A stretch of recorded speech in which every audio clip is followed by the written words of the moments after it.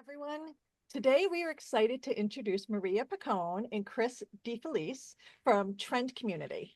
Trend is a community-powered data analytics company that transforms conversations from social media into valuable insights to close gaps in the medical and scientific understanding of rare conditions like PWS. Today, Maria and Chris will take us through their story, the research, and how we're working together, PWSA and Trend Community, to make real change for the PWS communities. Chris and Maria, thank you guys so much for being here. Thank you. Thank you, Stacy. To start, Maria, could you just kind of tell us a little bit about how you and Chris started Trend Community? Yeah, definitely. First of all, thanks for having us. And for those of you who don't know us, we have a 12-year-old daughter who has Prader-Willi syndrome. Her name is Taya. And oh my gosh, she just turned 12. So it feels like a lifetime ago. But yeah, so Taya, when Taya was born, like many of you, we had sort of a crazy birth experience. We were fortunate. She was diagnosed at 10 days with Prader-Willi syndrome. And we, set out immediately to try to figure out what this meant for us, what this meant for her future. And just to rewind a little bit, Chris and I, prior to that, had been working in digital health. So we were both rowers, actually, training for the national team, and coincidentally had both taught ourselves, sorry, to program so that we could have a career while we were training for the national team. I had been working in pharma also, prior to that. So we had, this experience. And when we retired from rowing, we started a digital health analytics company. So we were building clinical trial software for a research organization here in Philadelphia. We did some work for pharmaceutical companies and hospital systems. And so when Taya was born, the first thing that we thought to do was to go to the medical literature and read everything we could to figure out, what to expect and what this meant. And then fast forward about 3 months later, I joined Facebook and found a community. I joined the Facebook group called Living Well with Prader-Willi syndrome. And for me, I was immediately struck by what seemed to be a big gap between what we'd read about PWS in literature and what appeared to be possible for a kid born today with this condition.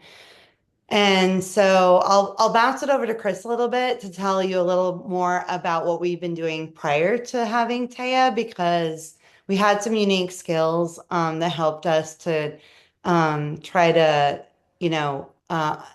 wrap our heads around what was going on and to dig into the insights that were being shared by our community. Yeah, thanks. Well, one, thank you everyone for One quick coming on. All right. Can you explain to the audience what digital health means when you said that you were in digital health? Yeah, sure. Yeah, just to start, thanks everybody for having us on and meeting us at a late hour in the day. So I know we're all busy, and obviously we all here are dealing with Prader-Willi, so we have a lot on our plate. So I do appreciate that. Yeah, digital health. I mean, basically, we're creating technology applications that help us capture things around digital health. So, like, I know a lot of you are familiar with registries. That could be digital health, right? In that regards. Some other applications are like, say, pharmaceutical applications where they're trying to record adverse events, say. So you take a medication and you have some type of adverse reaction to that medication. Drug information intake systems. So a lot of these tools that are being applied, say, in your EMRs, your medical record applications, you see those things that you're in your appointment that maybe many of you see Dr. Miller or your endocrinologist and they're punching notes in those applications. That would be digital health. And there's many different forms of those. How we kind of got where we are today, as Maria said, we started off when we retired from our careers in rowing. We started like our own lifestyle company, and we were creating those types of applications for institutions here in Philadelphia. And that was kind of our first foray, our introduction into like entrepreneurship. Like I said, this is more of a lifestyle company. So we were kind of working to kind of live a lifestyle that we wanted to live. And that from our rowing, we actually made other contacts in our network. And a coach in rowing actually reached out to us and knew our programming and software background and had an idea for an application that required analytics. And this is 2010, 2011. So this was like early forms of AI. So everyone hears artificial intelligence as buzzwords today. This is technology that's been around for a long time. Obviously, it's a bit more advanced, but people have been doing machine learning and varying types of artificial intelligence for quite some time. So this is not necessarily a novel concept, but it's been exploding just for other reasons, which I won't go into tonight. But this analytics company, we started kind of messing around with email, a lot of Gmail type Gmail applications or plugins for Gmail to kind of help people understand topics that they're talking about analytics. And we did that for a few years. But during that startup phase that we had here, we had Taya in 2012, so there was an overlap there. Shortly after we had Taya, we eventually we parted ways from that startup, but we gained a tremendous amount of knowledge in terms of into analytics, namely natural language processing. Natural language processing is basically something that allows us to create applications that allow us to perform tasks that are productive for us through natural language. So things like your Alexa or your Siri. Hopefully, I didn't make anyone's device. Not at my house. Yeah, those are forms of natural language processing, and that's a subfield of artificial intelligence. So artificial intelligence is a huge spectrum of different types of techniques. I always make the joke that when somebody says like artificial intelligence, they're like, what exactly are you doing in there? It's like when you ask somebody what they do for a living, they say they're a consultant. You're like, okay, what are you consulting? So that was our first introduction to it. So trying to shorten this up and brief it up a bit. So we started going into trying to just figure out our own problems for our daughter and stuff like that. So when we joined the community, just to back up a little bit, we had been told, I'm sure like many of you, that hyperphagia would never be our problem because there were so many promising drugs in clinical trial. We'll like put that on the table and move it over to the side because we all know that it's still our problem. But that's what we were told and that's what we believed. And after joining this online community, I realized that PWS was so much more complicated than we'd been led to believe. And some of the kids were doing things that we were told would never be possible. Mhm. And so Chris and I wanted to use these tools that we had from this previous entrepreneurial endeavor to try to pull out the conversations from the social media group to try to analyze all the symptoms people were talking about and then all of the things that they were doing to treat PWS, and then use that to figure out what were people doing that were having the best possible health outcomes for their kids. That was in the beginning all we wanted to do. We didn't have a company around it. We just knew that we had these skills, and at the time, it was really easy to hook into Facebook, pull out the conversations, and analyze them. We'll talk about privacy later, but a lot has happened since then. And of course, privacy is a big concern. But back then, pretty much anyone could do what we did if they had the technical skills. And so we used this to our advantage to help us understand, how to best manage PWS for Taya. Well, we actually, even though other companies were taking advantage of the loose constraints around Facebook, we were actually still being very considerate of the data we were analyzing and working with the group, so just so we're clear, it's always been something that's been first and foremost on our minds. Yeah, we've done, like Chris, we did have a technology company before this, and we'll talk about it more later, but we've always taken a privacy first approach, which means that, at the foundation of everything we do, we're always thinking about the privacy of the people whose data we're analyzing. I think it's fascinating. I think I met you when you first started. Taya was a baby at one of the conferences, and to see how far the company's come and the things that you guys are doing now is just really cool to me. Thank I didn't mean to cut you off, Maria. No. I mean, I think the only other thing is, we were doing this work, really for our own personal reasons. And then in 2016, the FDA passed the 21st Century Cures Act, which obligates pharmaceutical companies to incorporate the patient voice into all phases of drug development. And so at that point, we knew we had a really unique way to capture the opinions, perspectives, and experiences of many people living with rare and chronic conditions. And that's why in 2017, we decided to launch Trend. So I understand that some of Trend's insights have helped lead us to important connections. So PWS and narcolepsy. Can you tell us more about this research and how Trend helped you establish that link? Like, what was it doing to be, from a social listening perspective? How did you do it? Yeah.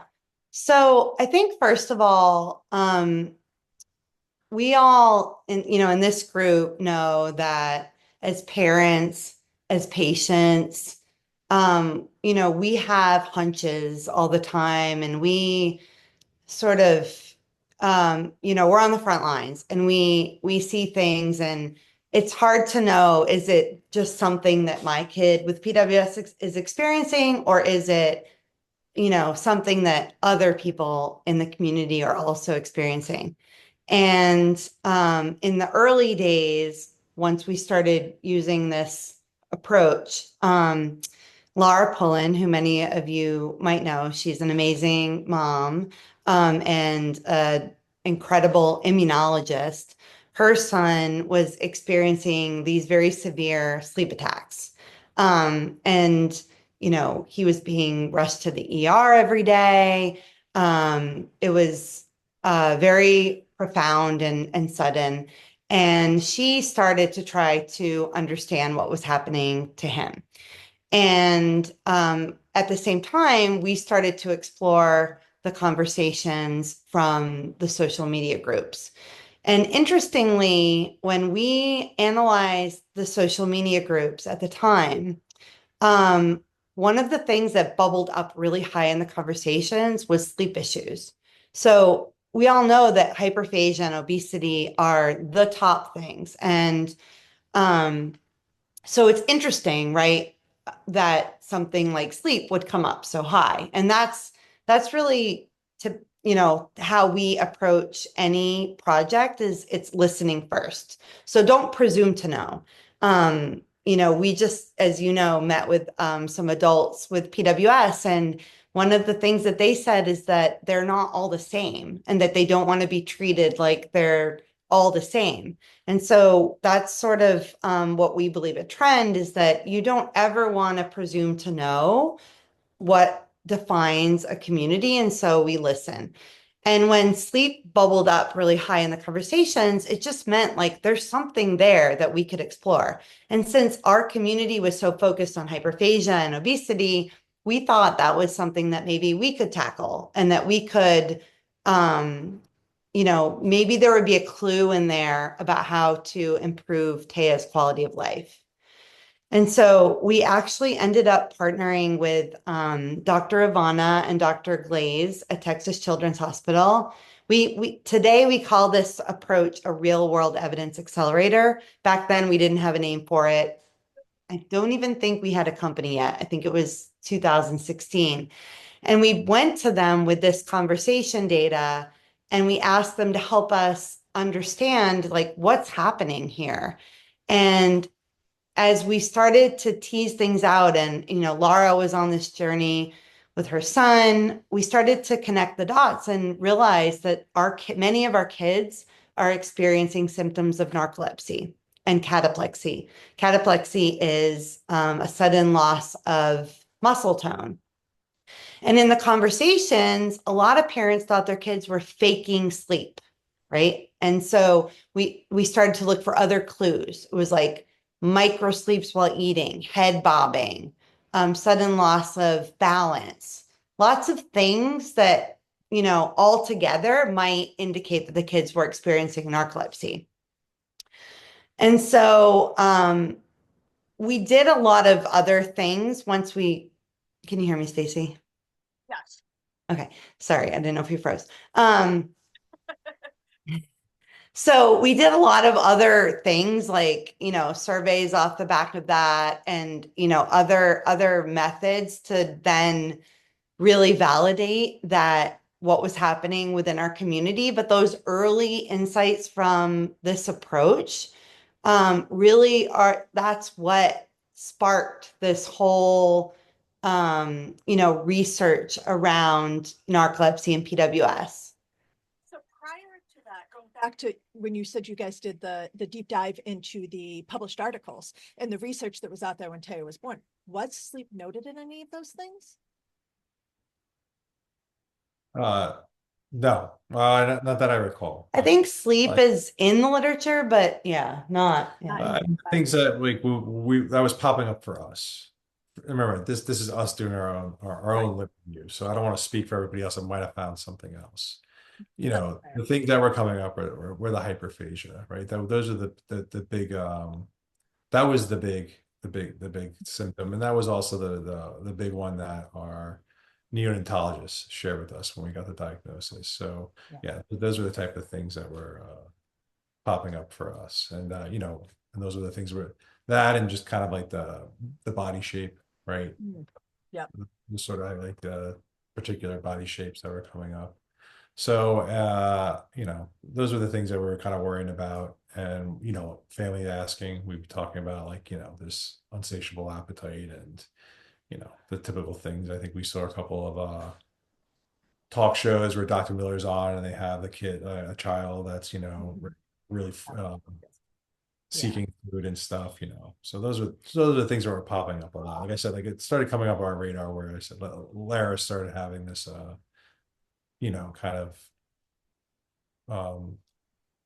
thought process of like, I think there might be a sleep component. And like I said, it rung a bell with us because we were struggling with Taya while she was eating and she would fall asleep and have a lot of head bobbing while she was eating during her meals and stuff. And we thought it was bizarre that we were seeing that. Although we didn't know it was our first child, so we were first time parents. Right? Like, by our third child, we're like, whatever, fall, you're not walking yet by 12 months. It's all right, you'll get there. But yeah, that was a lot of the things that were going on, and just like you're looking for the things that you only know about, right? So I think the approach here with this technology, like where technology is going today, is that yeah, you can do this deductive top-down approach, which is still great, right? Like we want to look for certain signals in there, but it's tricky with data. That's why they call it data science, because you can paint a picture with what you want to paint it with data, and that's the tricky part with it. And I think this inductive approach, where you're going from the bottom up and just listening, right? The social listening aspect and being able to just hear what's coming up to the conversations, but being able to pinpoint, the actual clinical like discussions that we are having that might not on the surface appear to be clinical, but they are, right? We're talking about our daily burdens, our symptoms, and some of the techniques that we're using to manage those. Is data. It's not just anecdotal, right? This is near real time information that we're sharing, and technology now lets us transform that into like real evidence, right? Stuff that we can take from unstructured and create structured data out of it. So fast forward, just what Chris is saying, the technology we're building today, our goal is to understand how patients and caregivers talk about their experiences in their own words. So we had the idea for Trend because back then, our community, we weren't talking about narcolepsy and cataplexy. We were talking about faking sleep, head bobbing. And so our analytics, what we're focused on is mapping those things, the words that people use to describe their symptoms, to medical terms. And then bringing that lexicon is what it's called, that language, to doctors so that doctors can ask better questions, or PWSA USA can ask better questions. You can't answer a question, does your kid have narcolepsy, if you don't know what narcolepsy is, right? And so that is important. And equally important is the giving it back, right? So once we understand that all of these signs and symptoms actually have a name, giving that back to the community so that we have the language that we need to have a better discussion with our doctors. And as we started to do this, one of the important things about what we do at Trend is that we publish. And so if it's not in the medical literature, then it's not diagnosed, it's not researched, you can't approve drugs for it. And I know that our community is becoming very savvy in terms of, drug development, but without data, you can't do drug development. And back then, no one had ever done a clinical trial for anything other than hyperphagia. And so how could we possibly do a clinical trial on a symptom that for which we had no data, right? So we were making a lot of noise about this finding. And Laura's also a medical writer. So we were in the New York Times, we were publishing, doing all these things. And you all know Harmony Biosciences by now, I'm sure. They have a drug, pitolisant, and they were bringing it to market for narcolepsy. And they actually contacted us before they even made a public announcement to talk about possibly doing a study in Prader-Willi syndrome. And so we've been working with Harmony since the very beginning on that clinical trial. And in fact, went to the FDA with all of the data that we had from social media to show that there was actually an unmet need and that it wasn't one kid having these sleep attacks. There were many, many people on social media talking about the same experience. And it's for that that Harmony was able to even do a clinical trial around excessive daytime sleepiness in Prader-Willi syndrome. First of all, you guys are brilliant, and so is Laura. And I think, when I first got involved in the PWS community 20 years ago, in my trainings, I was told people with PWS are just sleepy. That's what happens. It's part of being PWS. They fall asleep all the time. And, maybe they get up really early, or they'll fall asleep the second you get in the car, they'll fall asleep at school. But it was just like this accepted symptom as part of PWS rather than pulling it out and really looking at it. So I just think it's fascinating, and you guys are so brilliant. Chris, from a technology perspective, because my understanding is that you're kind of the tech guy here. I love your cat. How did how did you use the technology to get this data to then bring it to the FDA? Yeah, well, it goes back to, right, like, so, I mean, social media data, there's like this term of like structured and unstructured data and technology terms, right? And what that basically means, structured data is like when you look at a survey, right? Those are structured questions and you have structured responses that you're looking at, right? Some type of like 5-point Likert scale from, extremely severe to, not severe or something, right? And those are structured responses. Something like social media we would call unstructured, right? Because it's just text, right? And you can be talking about like, hey, great webinar. And then, we discuss like, and yeah, these were really, it was great that we were able to talk about some of the sleep issues that are affecting our community, right? So there's some kind of just regular amicable responses there, but then also responses related to like, these are the things that, we're focusing on in terms of burden. So the main thing is what Mira talked about, right? Like there's all these different lexical or language variations in how we might describe a cataplectic event that we're experiencing with our child that doesn't say cataplexy, right? Because who talks? You never know. I mean, it took me months until she was able to finally get through my head what was happening cataplexy wise, right? But industry or FDA understands cataplexy and they understand narcolepsy because those are terms or what we'll call concepts that are represented in ontologies or medical vocabularies that they use. So how do you understand those different variations, right, that map to narcolepsy or they map to cataplexy, right? Or hyperphagia, right? We don't really necessarily, there's so many different ways we might talk about hyperphagia, right? Food seeking, or more novel one, as we're finding, is hiding food in the cheek. Right? So these are different. So you have to map that back to something where then you can, show something more aggregated in terms of representing like the magnitude or the frequency that this burden represents in the community to the FDA, or say someone like a Harmony Biosciences, right? Because that's how they're going to interpret the data, and that's how they're going to make their informed decision off of it, right? So you got to take all these different variations and kind of coalesce that into a more industry accepted concept where they're going to be able to understand that a bit better. And that's, in essence, hopefully I explained that as simple as I could, kind of how the technology works, right? So there's a whole bunch of other things that are happening in terms of statisticals and probabilities and, you know, a lot of compute power that goes into it. But ultimately what we're trying to understand is like, how do we map these different, do these different variations map to this concept? Is this concept actually, are they talking about it in a burden-like effect? Because sometimes we might just talk about Prader-Willi syndrome and just be like, hey, are you going to the Prader-Willi event that PWSA is hosting, right?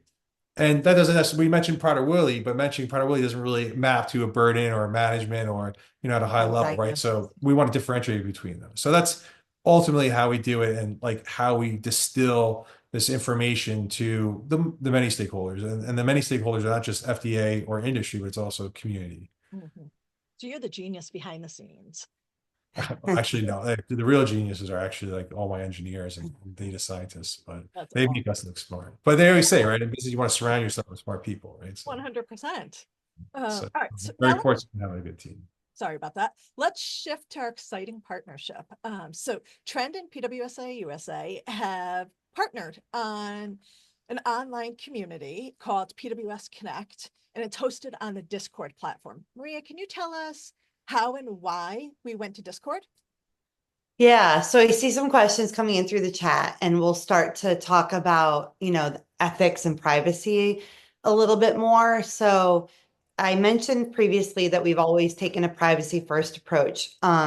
One of the things that's really foundational to what we do is we only like analyze data that we can access through what's called the public, like an API. So there, which is an Application programming interface. application programming interface, which means that The vendor, the vendor or platform themselves have provided mechanisms for third-party companies or resources to request data. so right? our developers can hook into that, you know, data source and ethically like pull out the data. It's a way for the platform to verify who's requesting data. So you'll hear in industry a lot of terms like web scraping, Yep. right? And web scraping, a lot of times you might have heard that a lot recently with like these LLMs like Large ChatGPT language coming models. out. Yeah, I was gonna get there. Sorry. Yeah. Just taking data and people saying you're violating our copyright infringements, right? So they're creating programs that are basically going on people's sites that are automated to pull that information out. APIs are a way for, you know, Discord or Facebook or Reddit to verify who's actually requesting data. So, you know, I always say we're in the process that we request data, and that allows them to also vet our application to make sure we abide by their terms of service and their privacy policies, right? So they want to know why we're collecting this data, what data we're collecting, and how do we plan on using that data, so they can be like, okay, you are in alignment with our policies as a company. So all of that to say, all the work that we've done previously with Prader-Willi syndrome and narcolepsy was done through Facebook. And earlier this year, Facebook shut down their API. So no third-party vendors now can access Facebook's conversation data.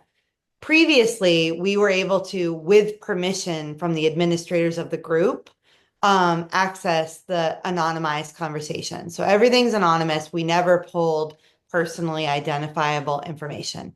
But to fast forward to answer your question, all of the great work that we've been doing has been on Facebook, and now we can no longer get that data. And given the example of narcolepsy and Prader-Willi syndrome, we believe that there's so much potential in just listening to what people are saying in these online communities that are set up to provide support and, you know, peer-to-peer connection, that, you know, we needed to find another way. And so, and on top of that, we know that if we can, you know, the thing with Facebook is that because it was so anonymized, we could never say Stacey Ward even if you're anonymous, this user said this, and this user said that, and this user said this. And you can imagine how powerful that would be, because we'd want to know if someone's experiencing narcolepsy or hyperphagia, what other things are happening, and what does the progression look like over time. We've never been able to do that in Facebook. We're actually able to do that in Reddit because there's a publicly available API, and their terms of service allow us to analyze the conversations as part of, what you sign up for. So we've decided with PWSA USA to take this to a whole other level and create a space where people can consent to join the community. And that means that everybody who joins the group, they understand that we're doing research, that there's a research component. We're still, concerned about privacy. Everything is anonymized. We're never sharing personally identifiable information. Everything is aggregated, which means we want to know how many people are talking about narcolepsy. What's the lexicon? What are all the different ways we express narcolepsy or hyperphagia or whatever it might be in the future? And so Discord we chose for many reasons, but part of it is our ability to engage with Discord. So in addition to actually getting the data out and analyzing it, we can actually push our analytics in. So for the very first time, our communities can also benefit from the data analytics that we've been doing from within the community. Yeah, I just want to add a couple of things of why we decided on Discord as well. One, it provides that API, which is crucial. It provides a web application for people who like to access things on their laptop or desktop. It provides a native mobile application for people that don't have a laptop or a desktop and they like to use their phone. The ability to DM in there. The other piece, I think, two other pieces that I think are crucial for this decision is that they don't do the cross-site monitoring like Facebook does. I'm not trying to talk bad about Facebook or anything, but I know more often than not, people are probably like, I was just looking at this product and all of a sudden it's popped up on my Facebook feed. Right. And that's what I mean by cross-site. So they're able to track things where you're not actually on Facebook, but then it all of a sudden pops up on Facebook. That's not in Discord's that's not their business that they're in for. The other piece too is we could create our own place and have people go there. We thought a neutral area would be nice, right? So say Trend doesn't exist one day. As Jeff Bezos says, Amazon will go bankrupt one day, right? It's just the nature of every business, right? I hope that's not the case with Trend.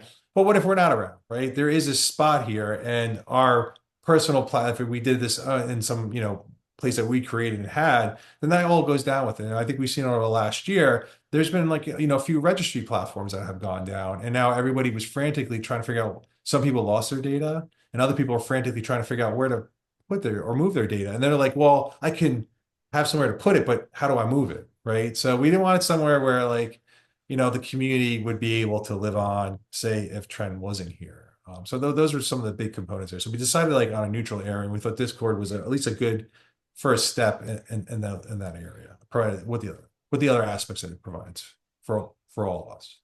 I'll share from my own personal experience. I hear from my children all the time that Facebook is for old people, and they've been on Discord long before I knew Discord existed. And, they used it primarily for gaming and that sort of thing. But I do think what I'm seeing anecdotally is it is becoming a larger platform that people are going to instead. So I think that's interesting. The other thing I really like about this approach is, for many people in our community, they can't participate in clinical trials for one reason or another. And this is a way for them to still participate in research. And that's so important. So I thank you again. Can I say one thing, Stacy? So when you join Discord, which we'll talk about in a little bit, practically how you might do that, even if it doesn't feel like the right place for you right now to go every day and get your support, I know you're already maybe on Facebook and it's easy because you do other things on Facebook. We have a concept of a journey. And so when you come in, there's a specific place where you can read others' journeys and you can post your journey. And that could be as as much or as little as you want to share right now, and you can add to it over time. But even if we only had everybody come in and share their journey, and from time to time come back and give a little more about their journey, again, like understanding how powerful the registry is and how difficult it is to collect data. If only for now people use Discord in that way, just to pop in every now and then, see what's going on, and say something about your journey. Oh my gosh, like there's so much we could do with just that. Well, and not only so much you could do, those journeys that people have posted so far are so inspiring. When I look at them from an outside perspective, as not being a parent, I cry. Sometimes I laugh. Chris, you're very funny in the things that you post. But it's inspiring, and I would think that in some ways it's also really inspiring for other families, but also it's again that sense of belonging. Like I'm not alone in this. Absolutely. Yeah, I always like think for like the newly, like when people are newly diagnosed, I always reflect back on when we got our diagnosis, right? It's such like this giant, like, you feel suffocate, you feel like you're suffocating, right? You have this giant weight on you, and seeing some of these other experiences and how people kind of were into it and worked through it, Mhm. helps alleviate some of that pressure that you're feeling on your chest, so that suffocation. So, it is impactful and powerful. And, hopefully when we're in some of those journeys, if at least you walk away from this, like, you sharing just a little bit, right, is going to have a profound impact on somebody new that inevitably is being diagnosed right now and is about to be introduced into this world of ours. So. Yes. Yeah. So what's on the horizon for Trend? The research, how are you going to use it to impact the PWS community moving forward? So when we first realized we had an idea for a company, a business, we thought, wow, what if we could create a platform like Facebook that could turn our conversations into data? Because Facebook's a great place to share, but not a great place to consume data, right? Or information, not data. Like if I want to understand like all the different diets people have tried and the outcome, it's really hard to do. And so what ends up happening is people ask the same questions over and over. Newly diagnosed people come in. So 100%. to take that newly diagnosed, idea to another level, imagine if you buy into this idea and you come in and you participate, eventually we'll be able to aggregate all of these insights so that people can come in and read about all of the different things, diets, hyperphagia, narcolepsy. And we think that we'll be able to elevate the conversation. We're obviously still really, committed to the sleep discussion and better understanding sleep in Prader-Willi syndrome. We're newly engaged in hyperphagia. We've learned that it's way more complicated and not as well understood as we thought. So we're really committed to understanding that. And we think this could be a powerful tool to help us. And then beyond that, it's really just about listening. We don't know what we don't know. And what the next thing will sort of uncover itself as we engage in the platform. Very cool. Chris, can you tell us about Christy Bot and how this technology will enhance the community's experience? In full disclosure, I thought Christy Bot was named after our Christy. So if you could tell us that story as well. Yeah. Yeah. So we refer to like we named our analytics engine, right?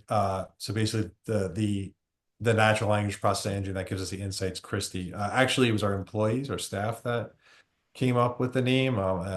An older employee that we had back in the day, she actually spearheaded this because she was doing a lot of research in the Tay-Sachs community. So we were doing a lot of work in the Tay-Sachs community at the time.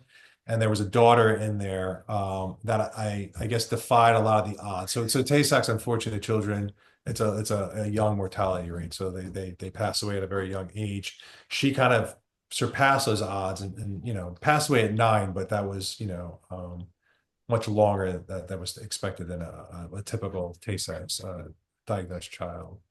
So she was inspired by that journey and proposed us naming the engine Christy. So we named it Christy. As you see, a lot of these systems will give names to it to kind of like humanize the technology so people feel a little more comfortable using it. So it's not so invasive. They don't feel scared by it, because it's scary sometimes if you don't really understand what's happening, which is fair. So Christy Bot, we just refer to as Christy. So to Maria's point, right? Like Discord's also nice, which we couldn't, even when we were in Facebook, we still couldn't do this. We can inject and fuse technology through what they call like plugins or bots in Discord. So like a bot is synonymous with like say a plugin that you might experience on another site.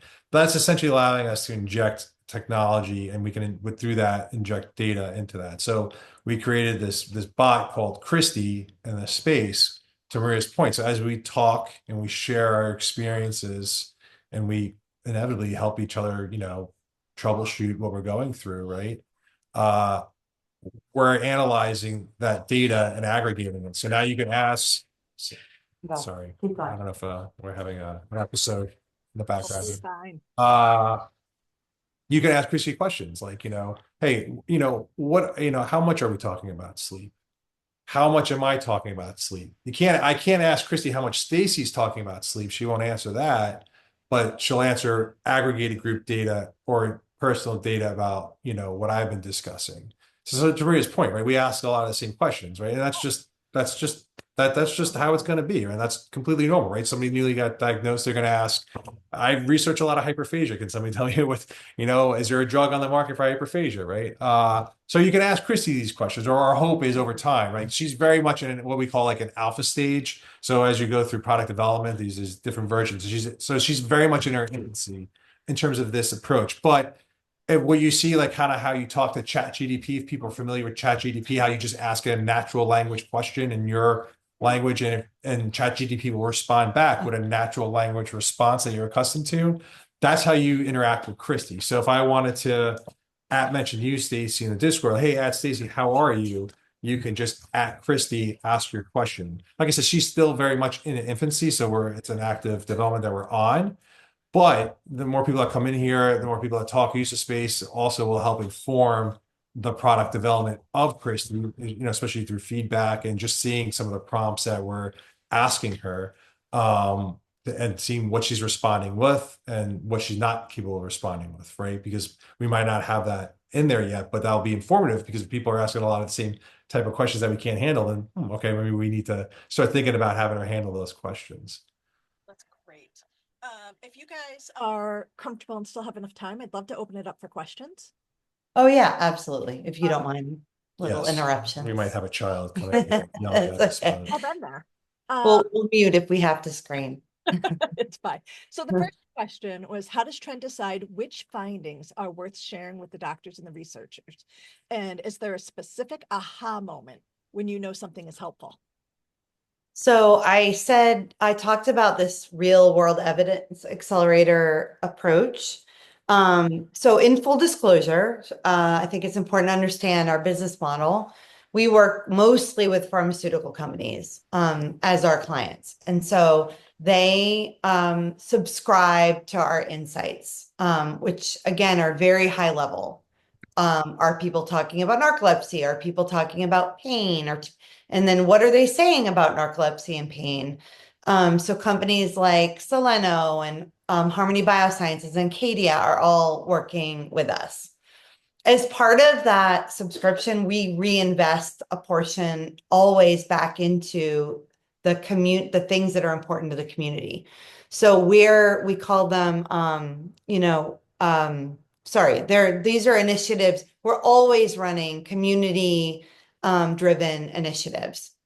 And so as we're looking at the insights, almost, everything we do, it in some way goes back to the community. So as we're learning new things, we're publishing reports, we share the quarterly insights reports with you all.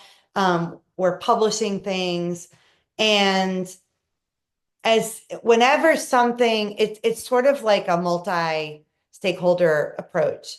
PWSA USA might identify something in the data that would be important to you, or one of our industry partners might identify something. It's really, there's no magic formula to identifying something that is important to kind of drive forward. But somehow it always sort of happens, right? It may be mental health, and you met you're gonna meet in a little bit. Many of you have met Gary Ho, who works with us. He's part of the gout community. When we were working with the gout community, mental health kind of bubbled up as something that people were talking about a lot, and a lot of people said this is important. When the sleep thing came up, it was kind of obvious because people were talking about it a lot. And then, through this approach, we bring it to researchers, we bring it to clinicians, we bring it to industry partners. Yeah. Just to add that, so we get on the next thing too.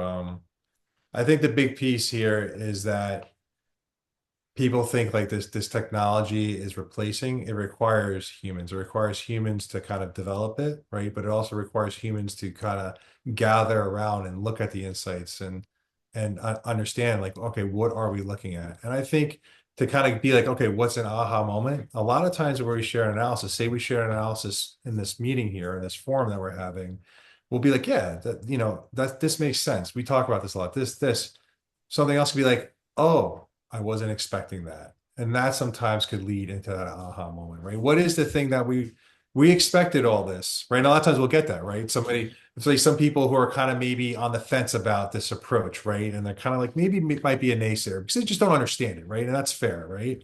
They're gonna be like, yeah, we already know all this. And that's great. I love hearing that because that means our technology is working. You just validated that what we analyze, and I had no idea what this disease or this condition. But a lot of times an aha moment starts out with, you don't realize it, like Tamira's point, but I wasn't expecting to see this symptom pop up on this chart with the other common hallmark symptoms.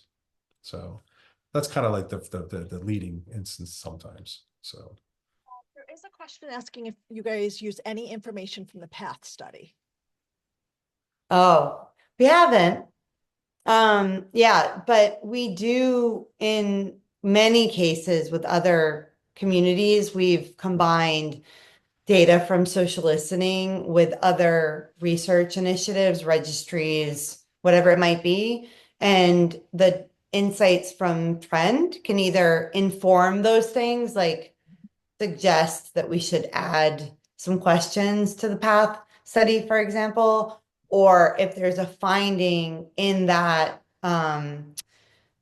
as part of that initiative, often you can use the social data to kind of validate what you're seeing.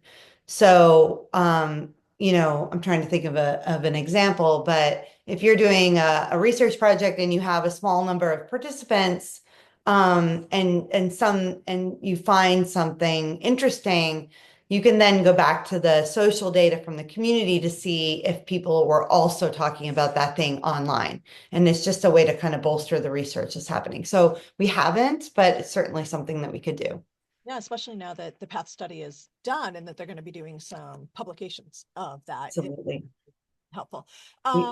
What is the link to the Discord group? So how do you join?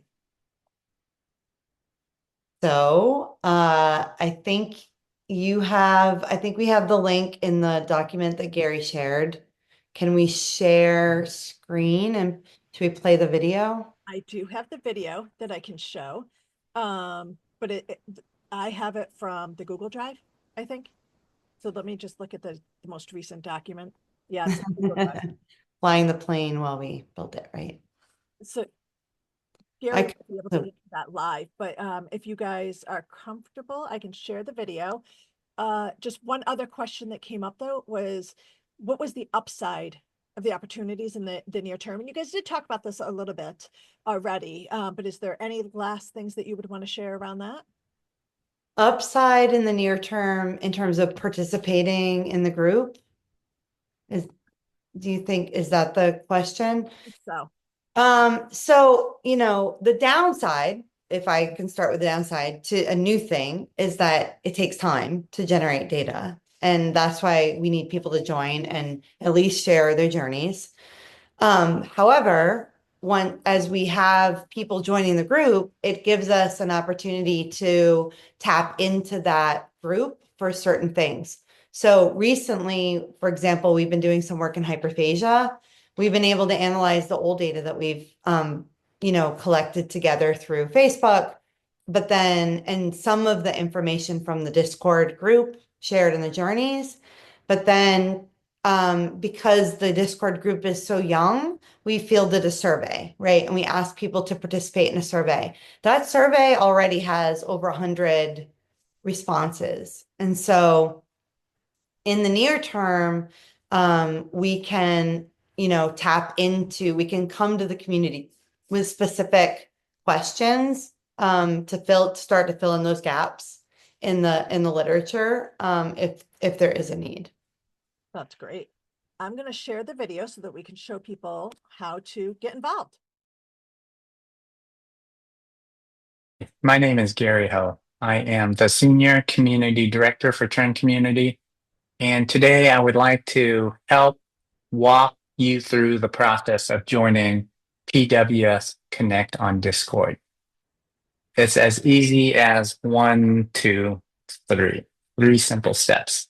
So if you're ready, we're going to dive into it. So the first step in joining the PWS Connect on Discord is to, of course, have Discord on your computer.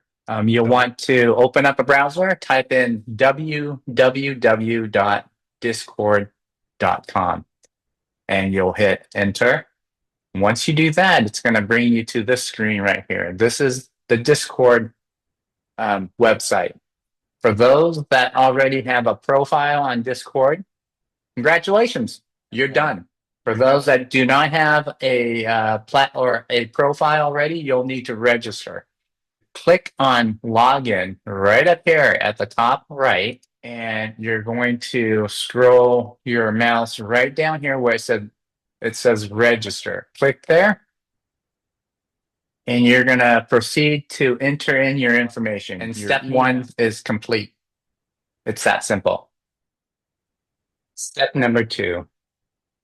We're going to need to complete an application in order to join the PWS Connect community on Discord. So where can you find the link to complete the application? Well, it will be located in the Trend Connect landing page found on the PWSA website. Let's go there. So if you visit the website,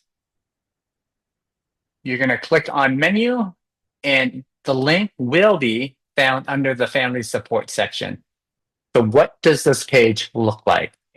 Take your time, read through it, scroll down to the very bottom. You'll find PWS Connect. This is your community right here, and you'll click register. So what you'll do is you'll start on the first page, click on the option that most identifies with you, click next, and you'll proceed through all the way to the very end. And just make sure you hit this little button right here that says register on the bottom. On to step number 3. You'll be prompted to check your email, and you'll see this message here that will pop up. It says verify your email address. It's that simple. For the email in your inbox, sometimes it might slip into your spam and trash folder, so make sure to check that too. But the email will look like this. Find a heading that will say sign in to connect.trend.community. You'll move your mouse over to the sign in option and click this button right here. Congratulations, you are now part of the community. And this is what the community should look like. On the left-hand side, you're going to see a bunch of basically channels, right? Visit the Journeys channel. This is where you get to read about other people's journeys and their stories, their lived experiences with PWS. And it's also the place that you can write out your journey, your experiences. It's through the journeys, the communications, the posts, the comments, that we will be able to use our AI to bridge the gap between the patient community and the healthcare sector. I hope this experience has been helpful. If you have any questions, reach out to the Trend team or the PWSA team.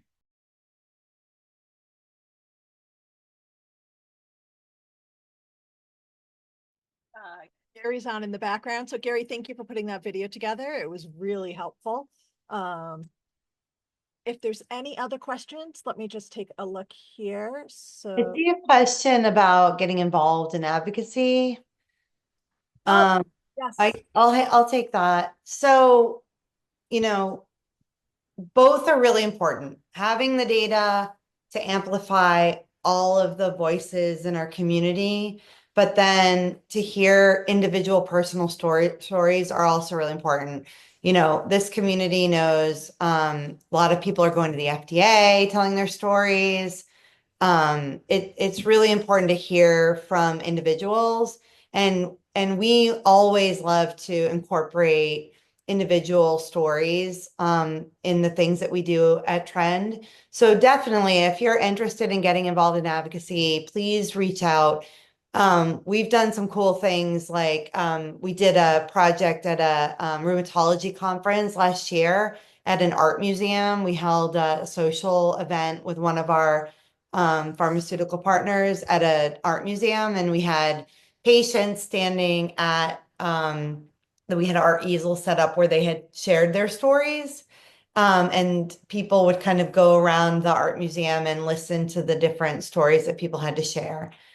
So if you're interested in doing advocacy, we think the more voices, the better. And so even if you're not a pro at doing advocacy, we'd love to, hear from you and work with you. I want to give you kind of a personal thank you for the time that you spent talking with individuals with PWS. So, so much of the work that we all do is through parents and caregivers. And I, as you know, feel very passionate about also capturing the voice of those living with PWS. So I just wanted to take a moment to thank you for doing that. And also, recognizing that you learned more and different things. Oh my gosh. I mean, it's just. I mean, I will say, I guess talking about future too, can't wait to hear more from them. I think it can be intimidating to think about the future, right? But the people that we've been meeting on recently, adults living with PWS, they have so much to teach us, and they are so wise. And so, yeah, I'm also grateful to have that opportunity. And I think that their voices definitely need to be heard and incorporated more into the things that we do. Thank you for that. Are there any last questions? Well, I'd just like to add, Stacy, just for people that do join the space, if you've never used Discord, I mean, there is a learning curve, like any new application. If you get into the space and you're not sure, just ask a question. I'm in there fairly frequently making fun of Maria. You can mention me, you can friend me and DM me, and I'll be happy to answer those questions. Gary will also be in the space and help answer those questions for you as well. So if you come in and you're not sure what to do or having a hard time traversing and navigating the site, that's to be expected. Any new technology is hard, like to embrace if you're new to Discord.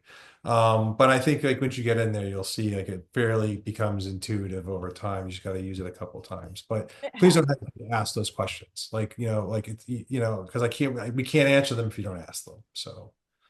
I would say that the biggest learning curve I have, and I'm not even sure that it was about learning, but it was that when I first logged in, it's not flashy and bright the way other social media is. And at first I was like, am I in the right place? What I have found is it's very user friendly once you get in there. And that's been really very helpful. Not to tell my mother she was right, but as you get older, these things get a little bit more difficult to learn. So I was glad that it wasn't, really difficult at all.